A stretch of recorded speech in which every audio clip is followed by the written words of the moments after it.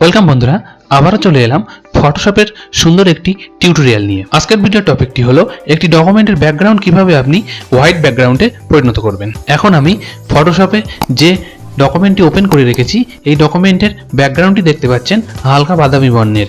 এই ব্যাকগ্রাউন্ডটি আমি সম্পূর্ণ হোয়াইটে রূপান্তরিত করে আপনাদেরকে দেখাবো। এই কাজটি আপনি একটি মাত্র ক্লিক করেই করতে পারবেন। তো চলুন বন্ধুরা, বেশি কথা না বাড়িয়ে কাজটি শুরু করা যাক। এই কাজটি করার জন্য আপনি আপনার কম্পিউটারে ফটোশপ সফটওয়্যারটি ওপেন করে নেবেন।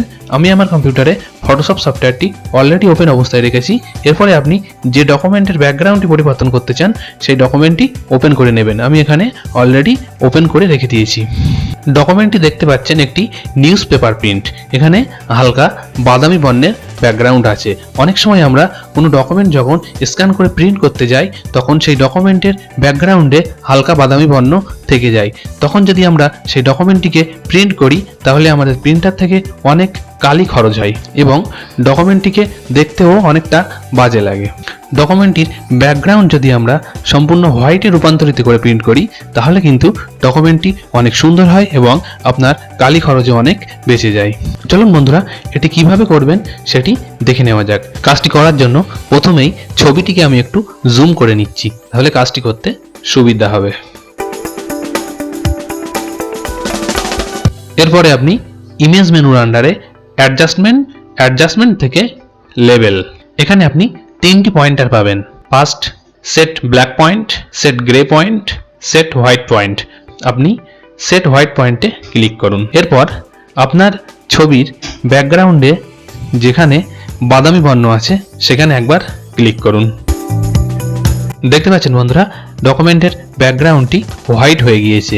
এরপরেও যদি আপনার ডকুমেন্টের ব্যাকগ্রাউন্ডটি পুরোপুরি হোয়াইট না হয় তাহলে আপনি এখান থেকে ডান সাইডের পয়েন্টারটি ধরে একটু বাম দিকে মুভ করুন। প্রয়োজন মতো মুভ করুন।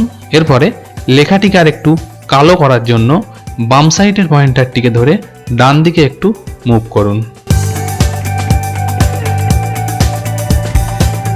মাঝখানের পয়েন্টারটি ধরে একটু ডান দিকে মুভ করুন। প্রয়োজন মতো অ্যাডজাস্টমেন্ট করা হয়ে গেলে ওকেতে ক্লিক করুন। দেখতে পাচ্ছেন বন্ধুরা, আমার ডকুমেন্টটি এখন সম্পূর্ণ একটি ফ্রেশ ডকুমেন্টে পরিণত হয়ে গিয়েছে। এখন যদি আপনি এটি প্রিন্ট দেন তাহলে ডকুমেন্টটিকে দেখতেও অনেক ভালো লাগবে এবং আপনার অতিরিক্ত কালি খরচাও বেঁচে যাবে। আপনাদেরকে অসংখ্য ধন্যবাদ ভিডিওটি প্রথম থেকে শেষ পর্যন্ত মনোযোগ দিয়ে দেখার জন্য। ভিডিওটি যদি একটুও ইনফরমেটিভ বলে মনে হয় তাহলে ভিডিওটিতে একটি লাইক করে দেবেন এবং চ্যানেলটি সাবস্ক্রাইব করে দেবেন।